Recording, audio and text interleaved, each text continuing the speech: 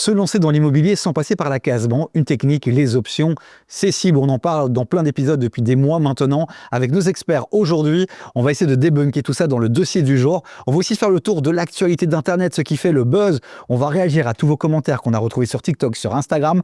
Bienvenue dans ce nouvel épisode du Rendez-vous des Proprios, en collaboration avec Immovelant, PNV Assurance, Brico, Eloya et le petit nouveau Thomas et Piron.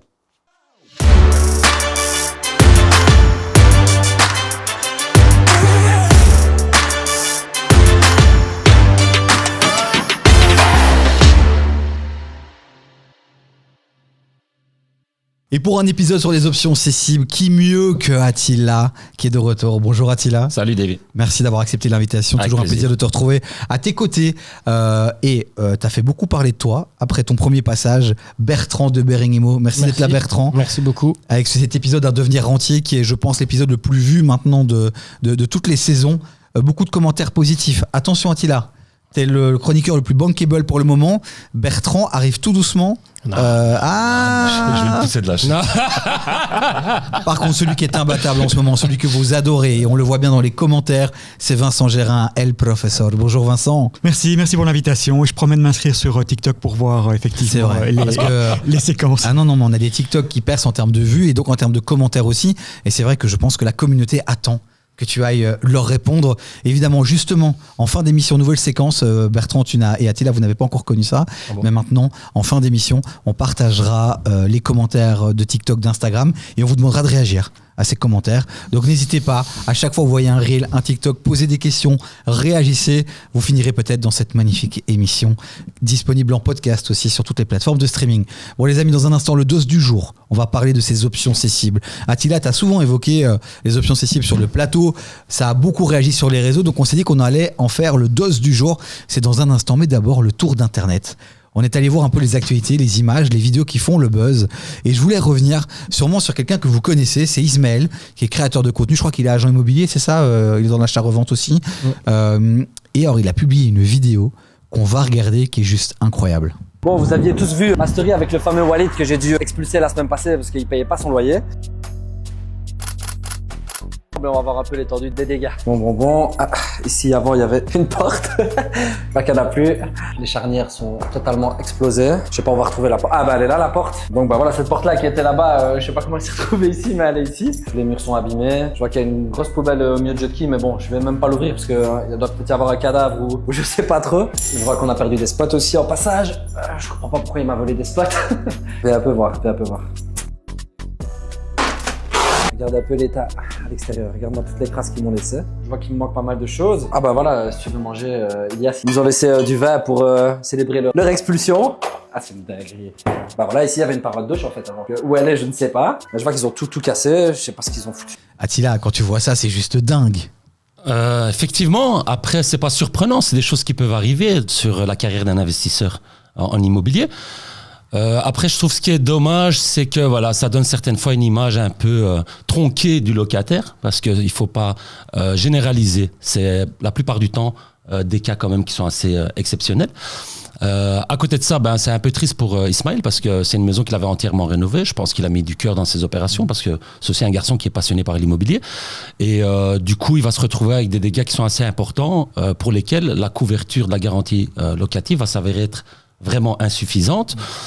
Et par la suite, ce que je peux, moi, de mon côté, donner comme conseil également, c'est que c'est pour ça que c'est préférable certaines fois de faire des investissements locatifs dans des petits immeubles à appartements, voire 2-3 unités, de manière à limiter les impayés ou alors diminuer son risque de défaut de paiement. Donc si on a 3 appartements en lieu et place d'une maison unifamiliale qu'on loue à 1 200 €, si on a un impayé, donc on va diminuer de 30% le défaut de paiement. C'est vrai que Bertrand, quand on voit ce genre de vidéo, ça peut démotiver à se lancer dans l'investissement locatif. Mais en fait, on va dire que ça va même nourrir l'angoisse de beaucoup de gens. Ouais. Quand on parle d'investissement, je pense que la première question qu'on pose tout le temps, c'est je vais acheter, je vais faire louer, qu'est-ce que je vais faire, comment je trouve mon locataire, est-ce qu'il va me payer? Ah oui, effectivement, ce genre de vidéo, ça ne motive pas vraiment les personnes qui ont des craintes.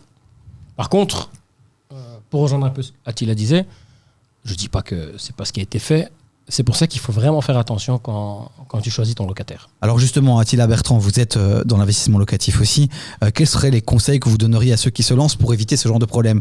Tu dis il faut bien choisir son locataire. Quelles sont les armes qu'on a? Comment est-ce qu'on pourrait faire pour bien choisir son locataire? Sachant que globalement, aujourd'hui, on ne peut pas demander beaucoup de documents. Ça devient compliqué, non, de faire la sélection? On ne peut pas demander beaucoup de documents, mais j'ai envie de dire, tu ne vas pas donner ton bien à une personne si tu n'es pas au courant de sa situation financière. Personnellement, moi, ce que je fais, c'est amicalement, déjà, bien évidemment, je partage avec le locataire. Je lui dis clairement, on va signer un contrat ensemble.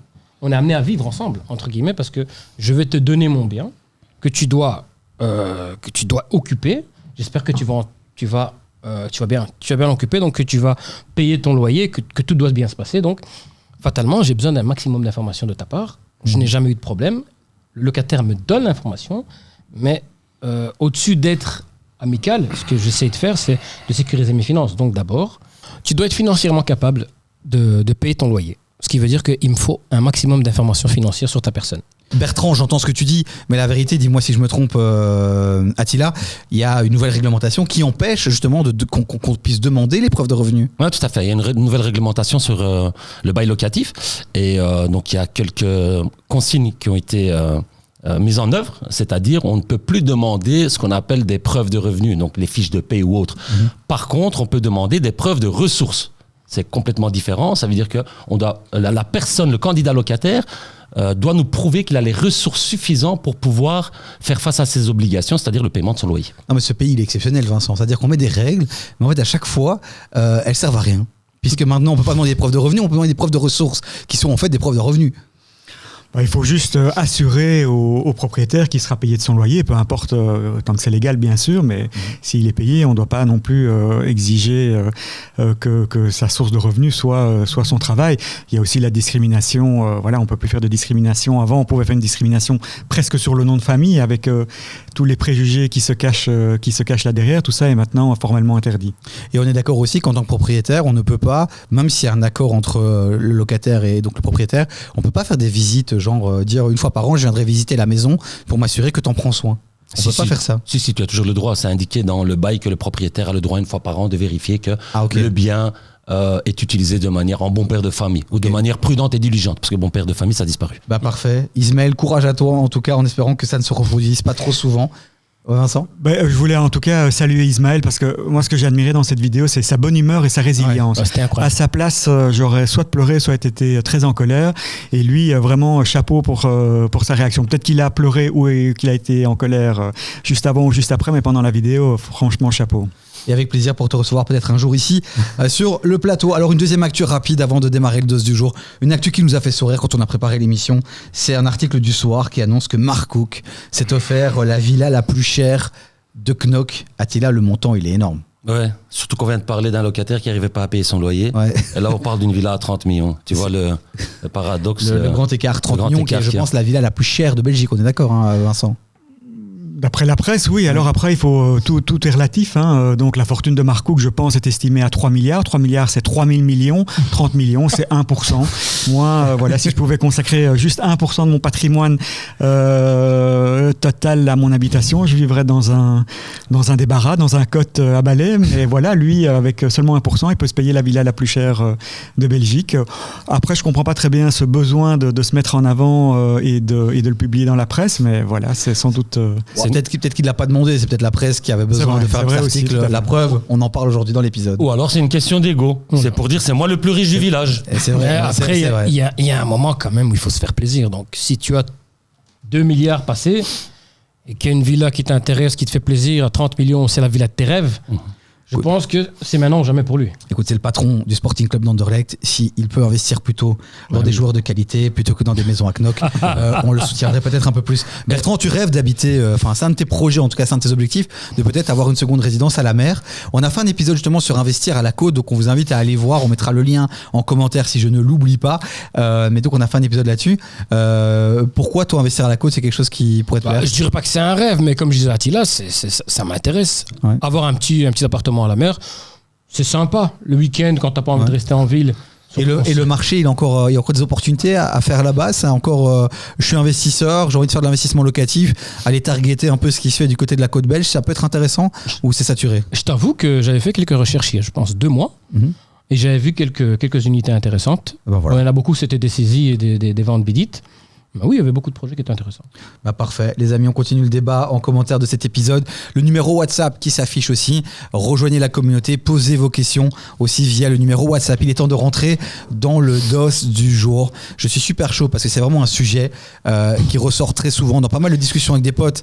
Il y a ce truc de se lancer dans l'immobilier sans passer par la banque, se lancer dans l'immobilier sans argent. Et quand tu creuses, quel est le mot-clé, le mot magique? Option cessible. Attila, c'est vrai que tu l'as souvent évoqué sur le plateau. Quand je te dis option cessible, quelle est l'image, la première image qui te vient? Un immeuble en bloc que je divise pour vendre les appartements individuellement. Ok, pourquoi cette image-là? Parce qu'en général, l'option cessible, on l'utilise dans ce cas de figure afin de pouvoir revendre un propriétaire qui souhaiterait vendre son immeuble en bloc. Okay, si tu arrives à obtenir une option cessible sur ce bâtiment-là, tu pourras diviser et vendre ça par unité et dégager une plus-value au passage. Ok, parfait, je prends cette image, on va développer ça dans un instant. Bertrand, quelle est ton image quand je te dis option cessible? Moi, mon image, c'est le signe attention. Parce qu'on a tendance à voir en ligne beaucoup de gens qui simplifient, pour moi un peu trop, cette opération, qui, en fin de compte, est une opération assez compliquée. Et, notre professeur qui est ici à côté de moi, je pense, va bien l'expliquer par après. Donc oui, pour moi, mon image, c'est le signe attention. Bertrand, Vincent, toi, quelle est ton image quand je te dis option cessible? Le chiffre 3, puisque dans le cas d'une option cessible, il y a un tiers, un troisième personnage qui rentre en jeu. L'achat-vente, c'est entre un vendeur et un acheteur. Une option classique, c'est de nouveau entre un vendeur et un acheteur. Ça peut être dilué dans le temps. Mais une option cessible, c'est quelqu'un qui prend une option, qui va revendre cette option à une troisième personne. Je rejoins Attila. C'est pas une façon facile de se faire de l'argent parce que c'est un vrai travail qu'il y a derrière l'option cessible. C'est quelqu'un qui a la connaissance du marché. C'est pas prendre une annonce dans Imovlan ou Imoweb et dire tiens, je vais prendre une option et puis la revendre 20 000 euros le lendemain. Non, il y a un véritable travail qui est fait. C'est la découpe en lots, c'est la demande d'un permis, c'est l'amélioration du bien. D'ailleurs, la preuve en est, c'est que c'est une opération qui est requalifiée en opération en service et sur lequel on paye une TVA. Donc il y a une véritable valeur ajoutée. Alors, on a parlé de plein de choses. À ce stade-ci, c'est sûrement peut-être très technique pour vous. On va essayer de rendre ça le plus concret et imagé pour les gens d'abord. Okay. Ça va être un vrai travail. On a 20 minutes pour clarifier cette histoire et tous ceux qui sont intéressés par ça, j'espère que vous aurez vos réponses à la fin de ce DOS. L'option cessible, on l'a déjà expliqué une fois, 2 fois. On va le refaire encore une 3e fois. Qui se lance dans ce défi d'expliquer ce que c'est l'option cessible de la manière la plus concrète possible pour ceux qui n'y connaissent rien? Ok. Moi, je commence et puis alors Vincent complétera. Voilà, vas-y. Sur les choses que j'ai peut-être oubliées. Vas-y.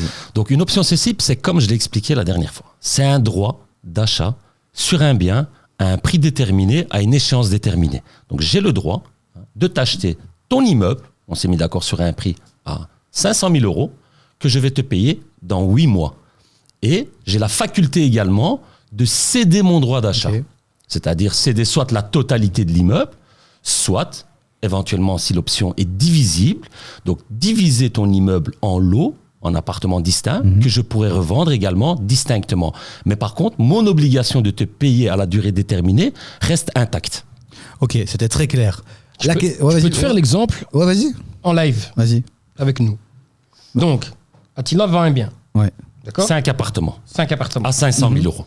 Bertrand vient, il veut acheter l'immeuble d'Attila. Et t'as pas les 500 000 euros. J'ai pas les 500 000 euros. Ok. Mais c'est un immeuble. Ouais. Avec 5 appartements. Ouais. Voilà. Là où Vincent explique qu'effectivement, c'est du travail, c'est que moi, je viens et je prends l'immeuble que je découpe. Donc, je demande un acte de base. Voilà. Mais attends, avant de le découper, tu dois convaincre. Tu négocies. Et donc, tu dis à Attila, écoute, moi... je vais t'acheter ton immeuble, mais je vais l'acheter dans 8 mois. Voilà, je l'achète dans 8 mois. Il va dire 4 mois, moi je lui dis non. 8 mois, au lieu de 500, je te donne 520. Ok. Et d'accord, tu suis juste là, ouais, c'est bon. Mais tu iras dans les 8 mois. Il n'y a pas de clause suspensive, donc Attila est rassuré. Il dit dans 8 mois, moi j'ai mon argent. Entre-temps, je fais la découpe, j'ai 5 appartements. Les appartements, je vais les vendre à Davy, ou à Vincent, ou à d'autres personnes. à la découpe. Mhm. Et la plus-value qui va être dégagée de cette vente me revient à moi. D'accord ? Ok. Et de l'autre côté, je verse les 520 000 euros à Attila. Ok, ça me paraît génial et magnifique cette histoire, mais ce qu'on retrouve dans les commentaires, Vincent, sur nos réseaux sociaux, c'est que les gens disent mais quel vendeur va accepter d'être payé dans 8 mois et pourquoi il accepterait ça, Vincent ?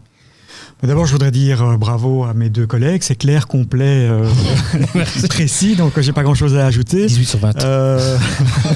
Je me serais mis. Voilà. Il se serait mis 20 sur 20. Voilà ce que je rajouterais.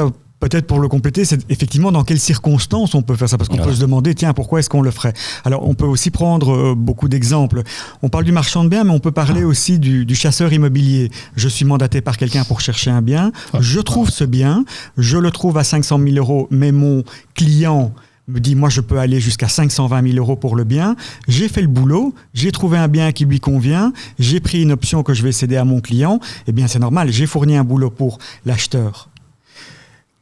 Cas inverse, on peut fournir un boulot on peut donner une prestation de service au vendeur. Effectivement, on prend une personne qui n'y connaît rien en immobilier, qui a une maison, qui pourrait diviser, parce qu'en le divisant, il va avoir plus d'argent parce qu'on vend plus cher des unités à la découpe qu'un immeuble. Eh bien, l'intermédiaire, celui à qui il va céder il va donner une option et cette option sera cessible. Ce professionnel de l'immobilier, parce que c'est un professionnel de l'immobilier, va faire le boulot. Il va aller demander le permis, il va découper, il va vendre, etc. etc.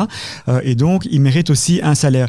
Un point que je voulais rajouter aussi, et qui est souvent ignoré ou pas suffisamment utilisé, c'est la dilatation dans le temps. On sait que quand on vend un bien, on signe le compromis, on a 4 mois pour payer les droits d'enregistrement et pour que la vente soit actée. On peut donner une option avec des durées de 1 an.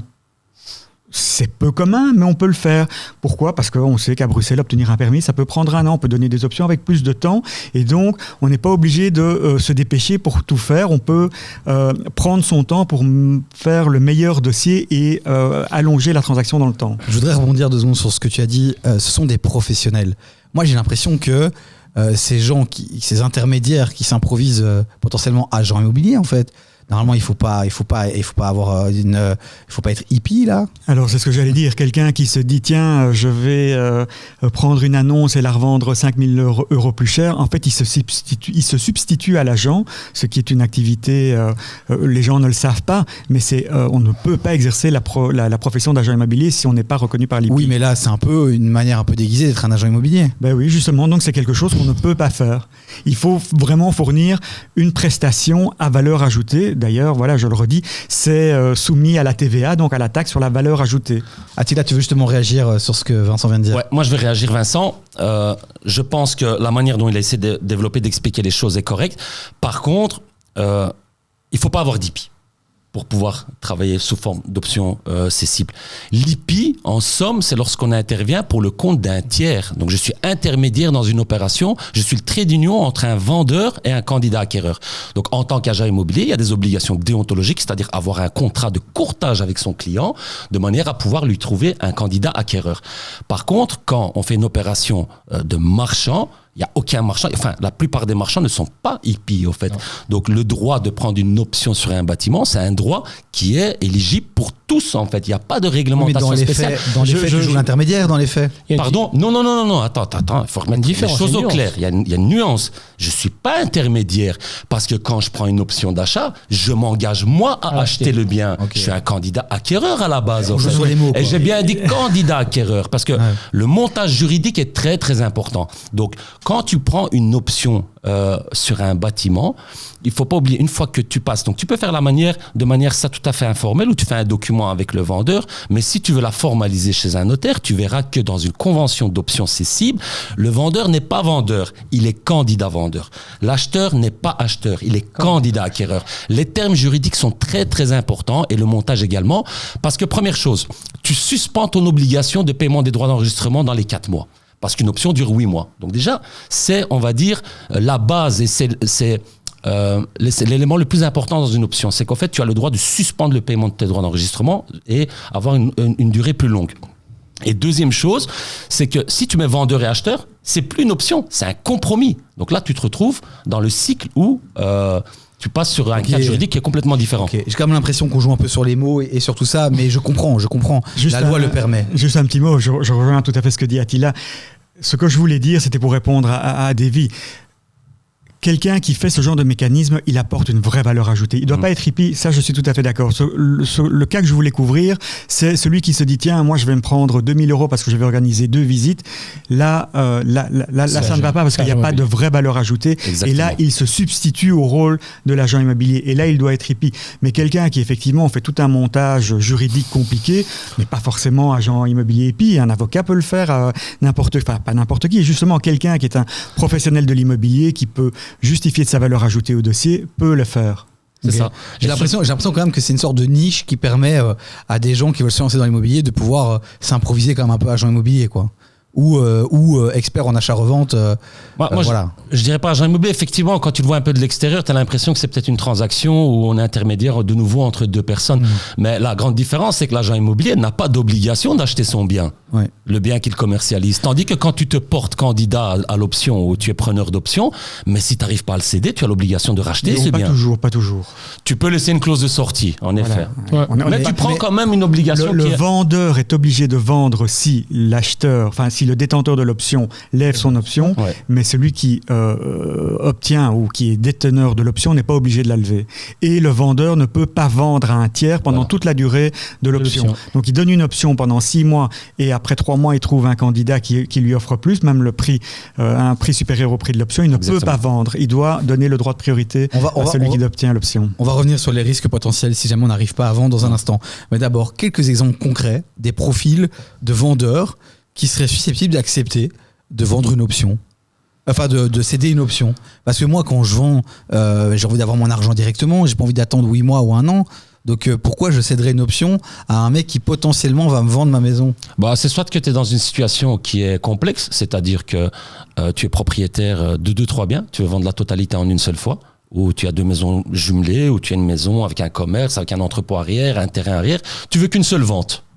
Et tu veux pas t'amuser à faire les divisions toi-même pour vendre ton terrain, pour vendre ton entrepôt à part et pour vendre ton immeuble de rapport à part. Parce que toutes les personnes ne sont pas forcément intéressées par l'entièreté du lot.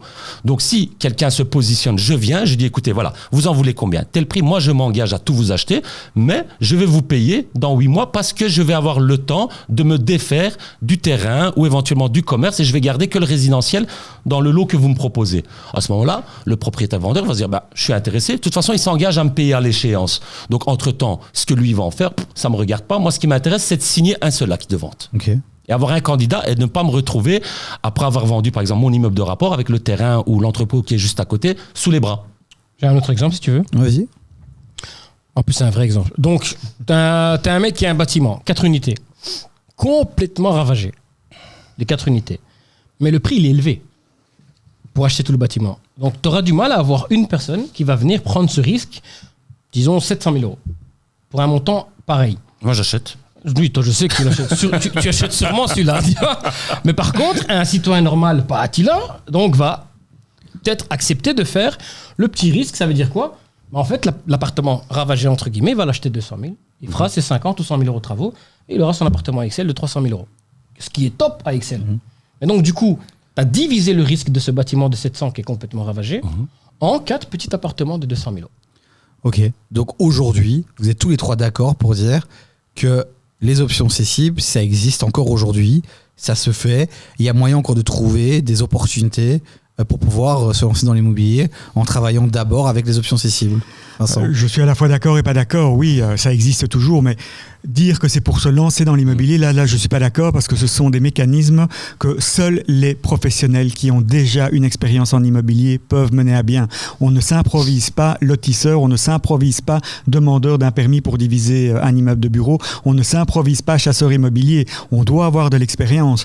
Donc, effectivement, ça existe toujours, mais ce n'est pas la manière de se lancer dans l'immobilier. C'est malheureux à dire, mais pour se lancer dans l'immobilier, l'immobilier, il faut faire ses classes et commencer par des transactions beaucoup plus simples. Et les options cessibles ne s'appliquent en général que sur des opérations un petit peu complexes où il y a de la valeur à créer. Ce n'est pas vendre un appartement que tout le monde... vendre un appartement complètement terminé, une unité dans un bloc, on met une annonce sur une plateforme où on met à vendre sur sa fenêtre, ça part et c'est pas très compliqué.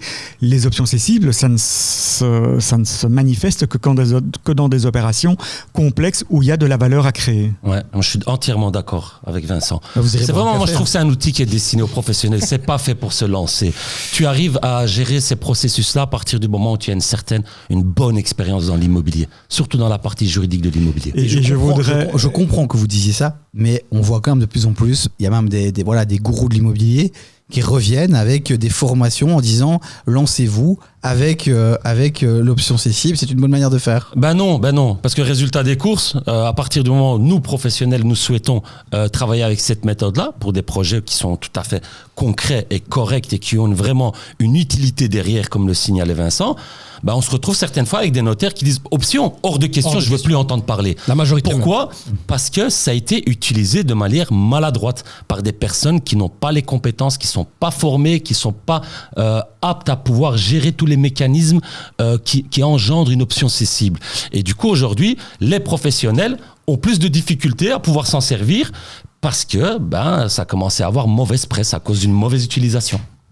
Alors, l'erreur du débutant, et elle est tout à fait classique, c'est le Code civil, article 1583. Oula, le professeur est de retour. La vente est précis, parfaite quand il y a accord sur la chose et sur le prix. Je suis un vendeur, je donne une option à X, qui lui va revendre, qui va trouver monsieur ou madame Y qui va reprendre son option. Et donc, monsieur X dit au vendeur, j'ai trouvé l'acheteur, donc je te prends ton bien, j'achète ton bien et moi je vais revendre ce bien à monsieur ou madame Y. Qu'est-ce qui se passe ? Eh bien, on paye 2 fois les droits d'enregistrement. Pourquoi ? Parce que monsieur X a dit au vendeur, je suis d'accord avec le prix que tu m'as proposé, il y a accord sur la chose et le prix. Il ne faut pas forcément passer, je le dis et je le redis, il ne faut pas forcément passer chez un notaire pour acter une vente. Un WhatsApp suffit, se taper dans la main suffit. S'il y a des témoins, la vente est parfaite s'il y a eu un accord sur la chose et le prix. On paye les droits d'enregistrement, l'intermédiaire devient le propriétaire du bien, il a payé les droits d'enregistrement et il se dit maintenant je vais le vendre, mais juste pour la différence. Non. L'acheteur doit repayer l'entièreté des droits d'enregistrement sur toute la transaction. Et donc on paye 2 fois les droits d'enregistrement. Et ça fait partie des pièges dans lesquels on peut tomber quand on n'est pas expérimenté. D'autres pièges dans lesquels on peut tomber et comment les éviter, Attila ? Je peux te donner un cas concret, c'est par exemple si tu n'as pas les fonds suffisants pour racheter ton option à échéance. Ok, donc là tu parles du risque de si après 6 mois, 8 mois ou 1 an, je sais pas, j'ai pas trouvé de vendeur, j'ai pas de clause, je dois donc acheter le bien, c'est ça ? En fait, ce qui se passe effectivement, c'est de nos jours, les notaires sont beaucoup plus diligents. Donc en général, le vendeur soumet toujours la proposition d'option qu'il a reçue à son notaire. Son notaire lui dit il faut faire attention parce que l'option que tu veux signer, il n'a pas l'obligation de la lever. Donc souvent, il transforme ça en option croisée, c'est-à-dire qu'il a une obligation de me vendre et moi j'ai une obligation d'acheter à échéance de procéder au paiement. Donc j'ai pris par exemple un immeuble, 4 unités, 400 000 €, j'ai signé une option croisée avec le vendeur, donc option cessible, croisée, c'est un peu pareil. Donc j'ai une obligation de racheter ce bien. Entre-temps, moi j'ai cédé 2 unités par exemple, ou 3 unités à 120 000 €. J'ai un total de 360 000 € en somme. Il me reste encore 40 000 € à devoir payer au vendeur, parce que je dois lui payer les 400 000 €. Donc ce qui se passe avant l'échéance, je dois avoir la capacité financière de racheter le bien qui me reste. Ouais. Okay. Parce que sinon je reste en défaut de paiement, et là, je peux être condamné en justice. Et alors, question bête, le vendeur, s'il n'a pas la totalité de ses 400 000 €, il n'a que 360 000, il peut dire je prends les 360 000 et j'attaque le gars pour 40 000, ou alors toute l'opération tombe et même les 3 qui avaient la possibilité d'acheter ne peuvent plus acheter. Dans ce cas de figure-là, non, ils ont l'obligation, il a l'obligation de vendre parce que c'est au final dans l'acte de division et l'acte de base qu'on va signer, c'est pas le titulaire de l'option qui signe ça, c'est le vendeur qui signe l'acte de base parce qu'in fine c'est lui le propriétaire. C'est pas parce que j'ai une option que je suis propriétaire du bien en fait. Donc c'est lui qui va venir signer l'acte de base, donc il va être informé que j'ai procédé à une division. C'est pour ça que dès le départ, à l'opération, il faut être clair avec son vendeur et lui expliquer les choses clairement en fait. Sinon, s'il refuse de venir, ça va créer des complications vis-à-vis de mes candidats à l'achat, donc ceux qui ont bénéficié des appartements. Et là, c'est la machine juridique qui se met en place et c'est des problèmes. d'autres pièges, notamment les pièges fiscaux. Je pense que un point principal que tout le monde oublie, c'est parce que tu as demandé, monsieur, madame, tout le monde pense qu'on peut se lancer dans les options. Et il y a beaucoup de personnes sur Internet qui parlent des options et qui parlent d'un gain. Et souvent, on parle du gain comme étant un gain net. J'ai fait une option et je gagne 60 000. Ces 60 000, il faut payer des taxes derrière. Déjà, il y a une TVA parce que Vincent a bien expliqué. Ici, tu as procédé à un service. Ce qui veut dire que sur tes 60 000, je sais que c'est le vendeur qui va rajouter les 21% de TVA. Mais non, dans les cas courants, ces 60 000 €, on retire la TVA et le reste te revient. Et tu dois être en société. Le reste ne revient pas à Davy ou à Bertrand. Oui, mais c'est ça que j'allais dire, parce que vous parliez en off qu'il fallait justement facturer normalement. Mais quand tu es en personne physique, comment tu fais pour facturer ? On ne facture pas, mais on doit le déclarer à l'IPP. C'est une source de revenus. Donc ça doit être déclaré. Et en Belgique, on le sait, l'impôt est progressif et peut aller jusqu'à 50%. Et quand on joue à ce genre d'opération option cessible, on tombe directement dans les tranches d'imposition très élevées. Donc ce que vous gagnez, non seulement il faut déduire la TVA, 21%, et sur ce montant hors TVA, vous allez encore être imposé à 50%. C'est pour ça que c'est aussi un mécanisme qui est beaucoup utilisé par des sociétés, parce que là on peut récupérer la TVA, parce que les droits d'enregistrement, on sait très bien que on peut céder l'option à une société et éviter le double paiement des droits d'enregistrement, parce qu'on va revendre les parts de la société plutôt que de revendre le bien. C'est pas soumis à des droits d'enregistrement, mais c'est soumis à une taxe sur la plus-value. Bon, c'est un peu technique, mais je pense que ça a été abordé de manière très très claire dans un ancien épisode avec Anthony Bochon que j'ai vu sur votre chaîne. Donc encore une fois, attention, et ce n'est pas un sport entre guillemets réservé à celui qui veut se lancer dans l'immobilier. Ça existe, mais c'est réservé, je pense, à des gens qui ont une certaine expérience d'opération antérieure. Attila, je veux revenir sur un cas concret. Tu as évoqué dans un ancien épisode une technique pour pouvoir convaincre un propriétaire de te céder une option. D'accord ? Et dans la technique que tu évoquais, il ne fallait pas préciser au vendeur que tu comptais revendre ça à quelqu'un d'autre. Imaginons le propriétaire découvre qu'en fait tu souhaites le revendre à quelqu'un d'autre. Est-ce qu'il peut revenir sur l'option ? Est-ce qu'il peut dire ah non, c'est pas ce qui était prévu, tu m'as raconté n'importe quoi ? Non, pas du tout. En général, quand tu prends une option qui est cessible, c'est toi, en tant que détenteur de l'option, qui mets une prime d'option que tu peux éventuellement perdre si tu n'as pas l'obligation de lever ton option. Par contre, le vendeur s'est engagé à te donner, entre guillemets, l'exclusivité de l'achat de ce bien. Donc, il ne peut pas se défaire. Donc, à partir du moment où c'est signé, il ne peut pas revenir sur... À partir de ce moment où c'est signé, il ne peut pas revenir sur son engagement. Mais par contre, c'est de nouveau remettre la machine juridique en place, c'est-à-dire la signer pour venir signer devant les tribunaux. Ce n'est pas l'objectif des opérations. En fait, une opération réussie, pour moi, c'est une opération dans laquelle tous les parties sont satisfaits. Si toi, tu es vendeur et que tu t'es mis d'accord avec moi, j'ai été clair et transparent avec toi, je t'ai expliqué pourquoi je vais utiliser cette méthode-là, je ne vois pas pourquoi, si je respecte tous mes engagements, tu ne serais pas satisfait à la sortie. En somme, ce qu'il faut, c'est que le vendeur, tu puisses le réconforter en lui disant, monsieur, je prends un engagement, j'ai la capacité financière, tu peux montrer ton historique, tu peux montrer tes bilans, je m'engage à vous acheter votre bâtiment à l'échéance à tel prix, vous payez dans 8 mois le prix convenu. À partir du moment où il te fait confiance, ensuite c'est toi qui portes le risque. Si tu as cette possibilité de faire une marge au passage, tu vas la faire. Mais si ça se passe mal, c'est toi qui prends le risque de devoir racheter le bâtiment aussi. Je voudrais encore apporter quelques nuances. D'abord, c'est quand même difficile de tromper le vendeur parce qu'on écrit quelque part sur un papier qu'il y a une option et qu'il va céder cette option. Donc, le vendeur n'est pas pris à défaut, il ne découvre pas comme ça, tiens, il va le vendre à quelqu'un d'autre. En général, c'est fait par des professionnels. Je rappelle aussi qu'il existe le Code de droit économique, livre 6, qui oblige tout professionnel à envoyer une fiche d'information précontractuelle à son client, surtout si c'est un consommateur, qui explique de manière résumée ce qui est dans le contrat final. Donc on peut pas le prendre à défaut. Et dans beaucoup de cas, c'est un win-win, et j'aime beaucoup le terme utilisé par Attila, c'est vraiment une opération dans laquelle tout le monde doit se retrouver. Il y a beaucoup d'options où on paye cette option. Et c'est une somme qui n'est pas récupérable. Par exemple, je vais vous payer à l'obtention du permis. Mais vous me donnez cette option et moi je vous rémunère cette option 1 000 €, 10 000 € par mois, peu importe, mais ça va motiver tout le monde à aller vite pour aller chercher le permis. Ce que je voudrais dire aussi, c'est que l'option, c'est une promesse unilatérale. Donc, c'est le vendeur qui promet de vendre. Mais normalement, celui qui a l'option n'est pas obligé d'acheter. Mais c'est vrai que très souvent, comme l'a dit Attila, on voit des options croisées. Donc, je suis obligé de vendre, mais je suis quand même obligé de t'acheter parce que sinon, ça peut fausser l'équilibre entre les deux, sauf effectivement si l'option est payable, est rémunérée dans le temps. Mais donc, par rapport à cette histoire d'options croisées, où Attila, tu disais que c'est au moment où tu passes devant le notaire, il connaît un peu ces mécanismes, de moins en moins de notaires aiment pratiquer ça, donc de plus en plus transforment ça en options croisées. Et donc la question de base, c'était de savoir, est-ce que c'est encore vraiment d'actualité, est-ce que c'est une technique encore qu'on peut vraiment pratiquer ? Le notaire, il n'a pas à donner son avis s'il aime bien ou s'il aime pas.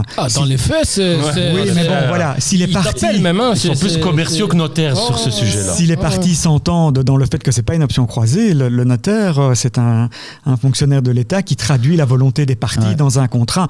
Il n'y a pas d'obligation. Il peut pas dire non, moi je suis pas d'accord parce que je trouve que son rôle, c'est d'avertir les parties, surtout la partie, ce qu'on appelle la partie la plus faible. S'il y a d'un côté un gros promoteur immobilier, de l'autre côté un vendeur d'un terrain qui n'y connaît rien, le notaire, son rôle, c'est bien sûr d'informer et de défendre ce qu'on appelle la partie la plus faible aux parties du contrat. Mais c'est pas le notaire qui dit tiens, il fixe pas le prix, il fixe pas les modalités de l'option. Okay. Et en plus, tous les notaires sont pas familiers, coutumiers des options. C'est pas parce qu'ils sont notaires qu'ils savent tous le faire. Okay. T'as combien de notaires à Bruxelles ? 130, je pense, plus ou moins 129, 130. Et il y a beaucoup de notaires qui refusent. Soit parce qu'ils n'ont pas je suis désolé de le dire, mais il y a des notaires qui n'ont pas la compétence juridique de le faire et ils veulent pas se mouiller dedans.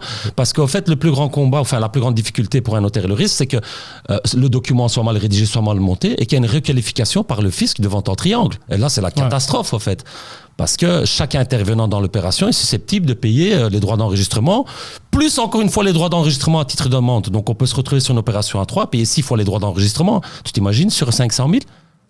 Tu payes 6 fois 70 000 euros de droits d'enregistrement, je t'assure, plus jamais tu touches un document d'option. Mais je pense qu'on a donné là dans le dos du jour pas mal quand même d'indications. On a essayé de clarifier un peu. Il y a tellement de choses à dire. On aurait pu faire un épisode de 3 heures là-dessus. Je pense que l'essentiel a été dit. Le débat, il peut continuer en commentaire. Je voudrais quand même qu'on aborde 2 secondes. Allez, ça sort un peu du débat qu'on voulait mettre sur la table, mais c'est celui quand même des marges qu'on peut aller chercher, des gains qu'on peut faire via une option cessible. On sait que notre communauté est très intéressée par ça aussi. Ce sera la dernière question par rapport aux options cessibles. Combien on peut réellement gagner avec une option cessible ? The limit is the sky. Est-ce que Ouais, le sky is the limit? The sky is the limit. Il a fait en néerlandais, il a inversé. Alors on va changer. C'était en néerlandais. The sky is the limit. Les arbres ne montent pas jusqu'au ciel. Les arbres ne montent pas jusqu'au ciel. C'est d'objectiver un peu. La plus-value que tu peux faire, tout dépend. Dans l'immobilier, on gagne à l'achat. Okay. Donc quand tu signes ton option, c'est à l'achat que tu vas déterminer ce que tu vas en sortir au fait à la sortie. Si tu arrives c'est tout à fait réalisable et faisable. Tu as par exemple un immeuble que tu signes avec 5 appartements pour un prix d'1 million d'euros. Tu es sur une commune et tu es bien placé. Un bel immeuble en béton qu'on adore diviser parce que c'est très très simple. Tu as les 5 unités qui sont reconnues urbanistiquement. Tu mets en vente chaque unité à 250 000 euros. Tu les vends au bout d'1 mois, 6 semaines. Tu as sorti 250 000 euros de marge, quoi. Ouais.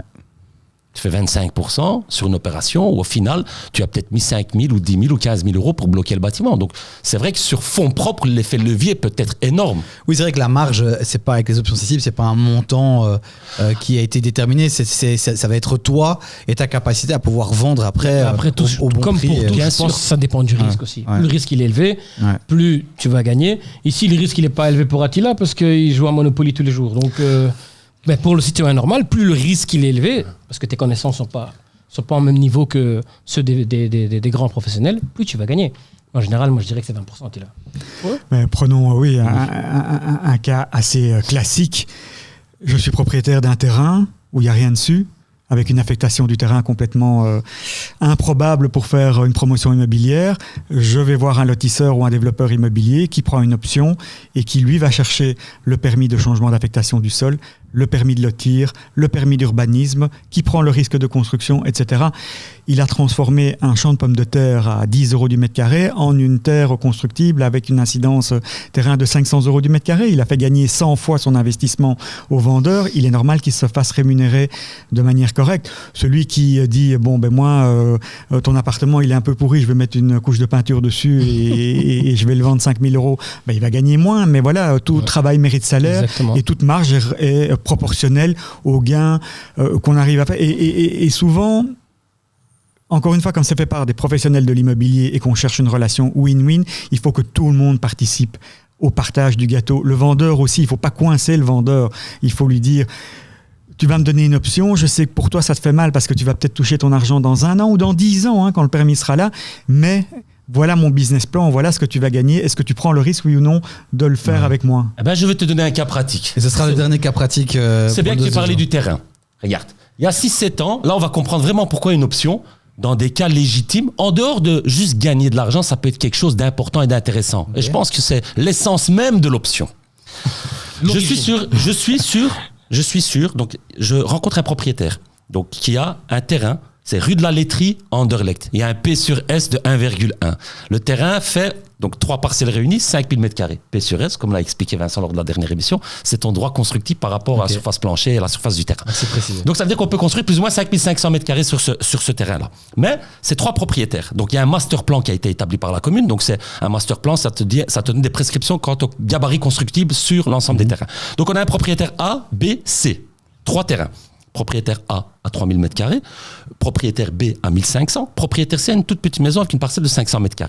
Ces 3 personnes-là, comment tu veux les réunir pour faire un projet commun ? Il faut y aller. Donc j'ai pris une option sur le terrain de 3000 m² à 1 800 000 €.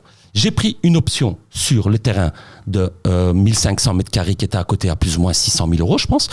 Et il restait la dernière petite maison, c'était un particulier, on s'est arrangé pour à 200 000 €, je pense. Je connais plus les chiffres exacts. Mais voilà, j'avais une option sur les 3 terrains, en fait.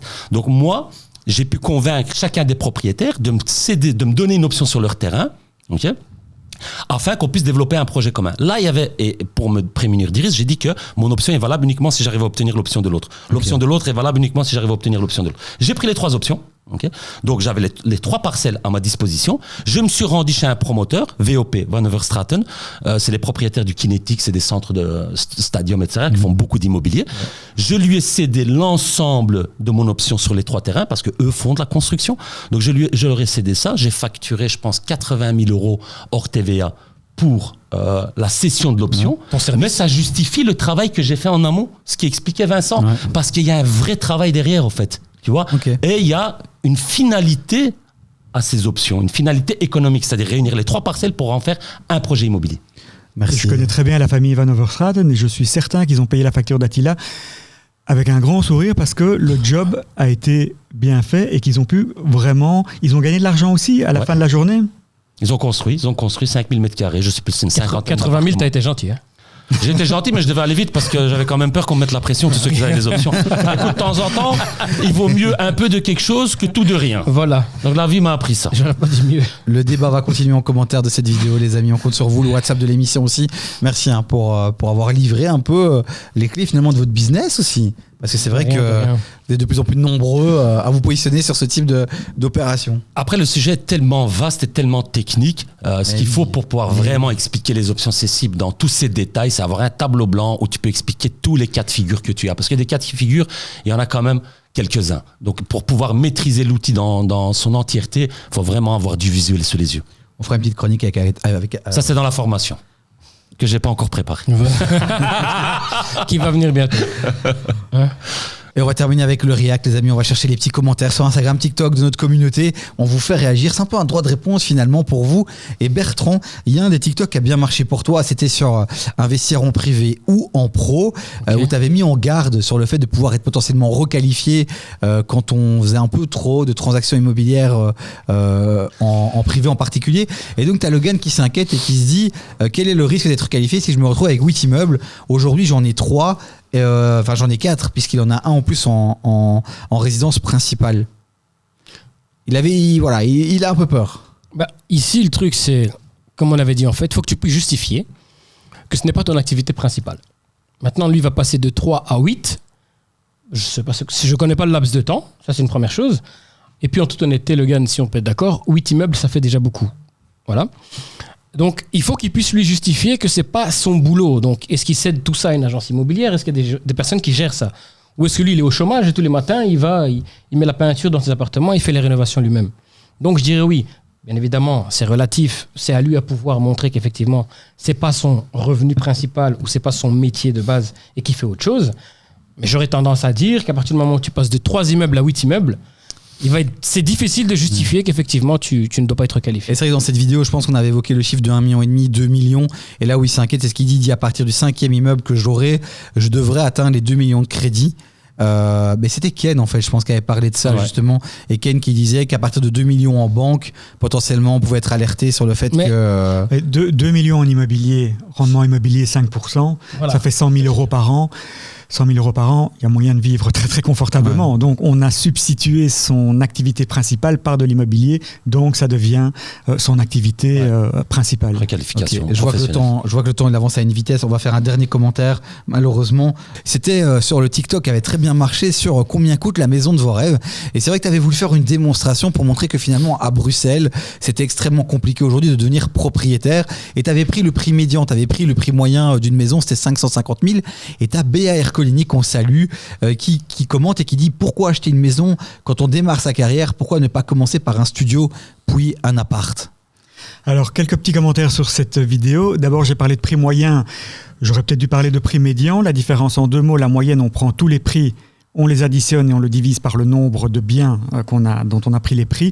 La médiane, c'est on aligne tous les prix et on prend vraiment une ligne au milieu et on regarde ce qui est à droite et ce qui est à gauche et c'est le prix médian.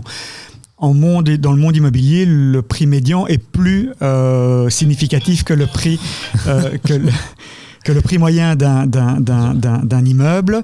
Il est plus représentatif de la valeur effectivement médiane du marché. Première chose. Deuxième chose, dans cette démonstration, je n'ai pas tenu compte de l'abattement. Il faut en tenir compte puisque ça fait descendre les droits d'enregistrement.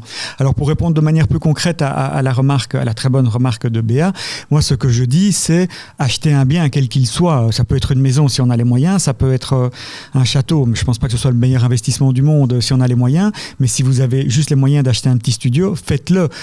Tout argent investi dans un bien immobilier est rémunérateur et à la limite, on l'a dit lors du précédent podcast, acheter quelque chose de petit dans lequel, quoi qu'il arrive, il y a des aléas dans la vie, vous pouvez aller vivre dedans, il vous appartient, même si c'est un studio, vous avez un toit et vous pouvez y aller.